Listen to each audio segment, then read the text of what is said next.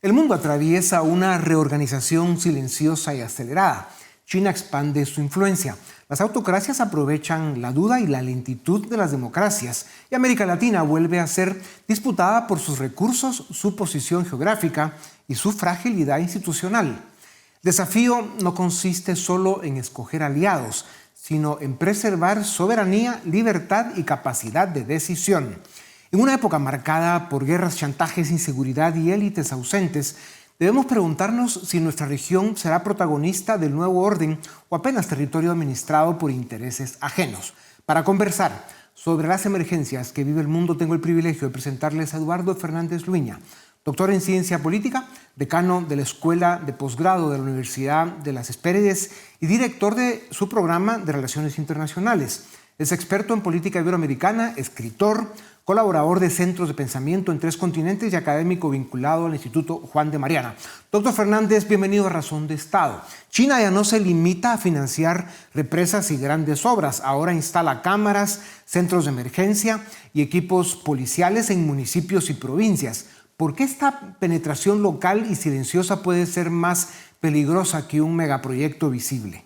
Creo que el megaproyecto se ve, el megaproyecto se discute, el megaproyecto puede ser polémico, pero la infraestructura digital, en cambio, penetra silenciosamente y además penetra silenciosamente generando dinámicas de dependencia que unen a aquel que consume dicha infraestructura digital con el proveedor. Entonces, si hablamos de poder, hay menos transparencia, hay más opacidad y hay más control. Control en la provisión del servicio, control en el almacenamiento, control en el procesamiento de la información. Entonces ahí hay muchos problemas y China pues está jugando el juego de poder de manera inteligente, ¿no? Es el país más videovigilado del mundo, entre 700 y 850 millones de cámaras. Y está exportando esa tecnología. Claro. Y generando ciertas dinámicas de dependencia muy peligrosas. Al menos 35 ciudades latinoamericanas utilizan sistemas chinos de vigilancia, muchos contratados por autoridades locales bajo cláusulas de confidencialidad y sin debate legislativo. ¿Puede hablarse de soberanía cuando un alcalde compromete la seguridad nacional sin control del Congreso? Desde mi punto de vista, creo que ni hay soberanía ni hay libertad en este tipo de situaciones, ¿no? Y quizás algunos alcaldes ingresan en este tipo de dinámicas con buenas intenciones, incluso producto barato, alta tecnología, pero la realidad es que como creo que el televidente entiende perfectamente, la dinámica de dependencia solo beneficia en este caso a la potencia dominante, que es China. Y China está jugando en este gran tablero mundial de manera agresiva en unas zonas y de manera no tan agresiva y civilina en otras, ¿no? Utilizando pues, cuestiones de comercio y también de ciberseguridad, claro. Un estudio de 2020 no encontró un solo gobierno que hubiera logrado retirar completamente una plataforma china de vigilancia después de adoptarla. ¿Qué libertad conserva un país cuando su dependencia tecnológica se vuelve prácticamente irreversible? Honestamente, desde mi punto de vista, ni hay libertad ni hay soberanía. Sin querer o queriendo, porque también hay incentivos perversos, pero sin lugar a dudas, de forma progresiva, lentamente, sin transparencia, con mucha opacidad y con total ausencia de control por parte de organizaciones ciudadanas y de contrapoderes al interior del Estado, se pierde la soberanía, la capacidad de decidir sobre el futuro de uno mismo y se pierde la libertad. Y eso es un gran riesgo de nuestro tiempo, porque además hay mucha asimetría de información cuando hablamos de alta tecnología y de ciberseguridad, ¿no? Y algunas potencias se aprovechan de esa dinámica. Y claro, no es lo mismo jugar con países que tienen Estado de Derecho fuertes, a los que puedes denunciar dentro del propio país como proveedor, que con China, que todos sabemos es la dictadura más sofisticada, yo diría, de la historia. El modelo chino ofrece orden, infraestructura y tecnología sin exigir democracia ni transparencia, hablando de sofisticación. ¿Por qué esa fórmula resulta tan atractiva incluso para gobiernos que se presentan como democráticos?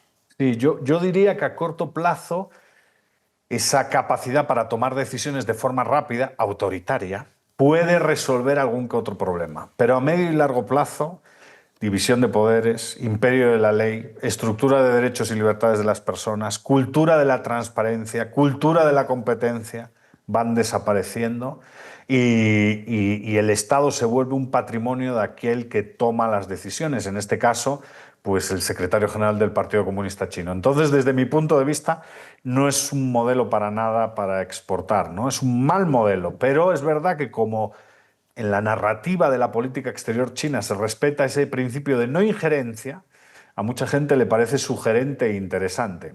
En definitiva, creo que resta en favor de la libertad, no suma. Doctor Fernández, América Latina tiene una tasa de homicidio cercana a 20 por cada 100.000 habitantes, 3 veces el promedio mundial.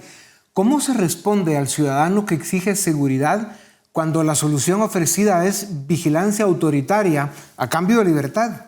Sí, yo en primer lugar creo que hay que reconocer que efectivamente sí tenemos un problema. Y ese problema ha sido diagnosticado por las encuestas de opinión pública durante los últimos 20-25 años. Y ahí yo siempre apelo, y me consta porque en esa batalla siempre ha estado usted muy presente, a la responsabilidad de las élites.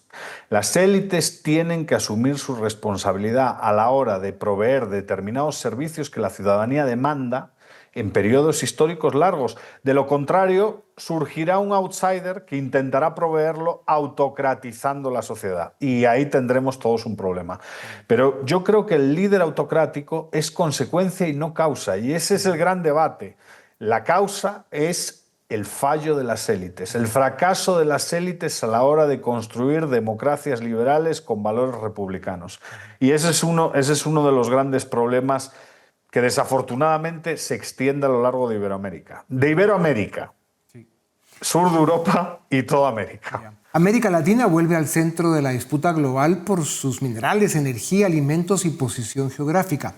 ¿Llegaremos a esa mesa como actores soberanos o como recursos administrados por otros? Bueno, en cierto sentido, y si hay ese nivel de dependencia en relación a sistemas autoritarios, pues creo que seremos un terreno de juego en lugar de un actor soberano con capacidad de decisión, ¿no? Y ese debate debería de tenerse a nivel interno en cada uno de los países, porque efectivamente creo que en esencia América Latina tiene mucho futuro. A pesar de los problemas, soy optimista y creo que tiene mucho futuro.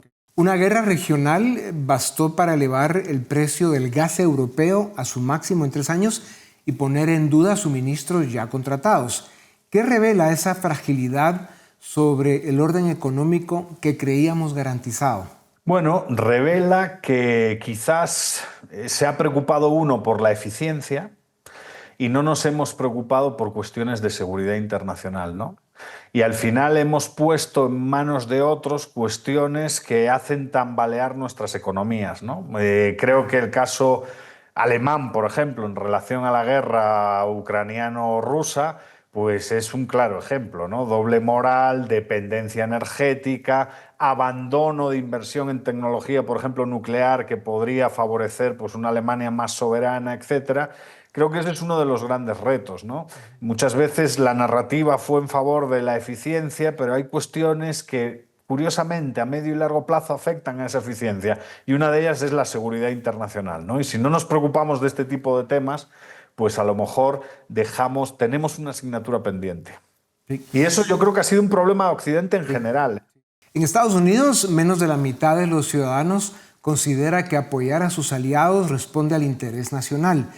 ¿Puede una democracia sostener compromisos estratégicos de largo plazo cuando su política exterior cambia con cada ciclo electoral? No, yo creo que no. Yo creo que si algo debe de marcar la política exterior, la palabra clave desde mi punto de vista es predecibilidad.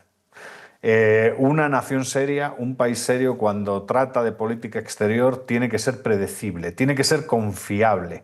Predecibilidad y confianza son las palabras claves para desarrollar una buena política exterior y para construir un mundo de alianzas, ¿no? De alianzas que en el fondo, bueno, pues cuando requiere del uso de las mismas, pues la gente esté dispuesta a jugarse lo necesario, ¿no? Pero claro, sin predecibilidad esto es bastante difícil, ¿no? Claro, con alta volatilidad en la toma de decisiones, etcétera, pues esto complica todo y aumenta ese concepto o esos dos conceptos que marcan desafortunadamente estos tiempos, ¿no? Sí, Riesgo e incertidumbre. sí. Vivimos en riesgo e incertidumbre porque la confianza pues ha sido erosionada y la predecibilidad es cada vez es un bien de lujo a día de hoy. Doctor Fernández, la OTAN tiene capacidad y doctrina para atacar en profundidad, pero existen dudas sobre si sus líderes autorizarían esas operaciones en una crisis real. ¿El principal problema de Occidente es militar o es falta de voluntad política? Yo creo que esto es algo que siempre hemos comentado también y volvemos otra vez a las élites. Yo creo que es voluntad política, ¿no? No es una cuestión, creo, a día de hoy todavía tecnológica. Eso no significa que otros actores hegemónicos en otras partes del planeta no hayan desarrollado alta tecnología militar que pueda competir con Occidente. Por supuesto que sí. Pero el hecho es que Occidente sigue siendo fuerte y que las democracias liberales occidentales en términos militares siguen siendo fuertes. Pero claro, quizás sus políticos no son tan fuertes, ¿no? Quizás sus élites, los responsables de tomar decisiones, no están a la altura del tiempo histórico que tenemos, ¿no? Y eso es un problema. El Sí. problema, desde mi punto de vista, sigue siendo político, sigue siendo de voluntad, sigue siendo de compromiso y sigue siendo, como decíamos hace apenas unos minutos, de predecibilidad. Hablando de políticos impresentables, Pedro Sánchez modificó en 2022 la posición histórica de España sobre el Sahara Occidental sin consultar al Parlamento ni a sus socios.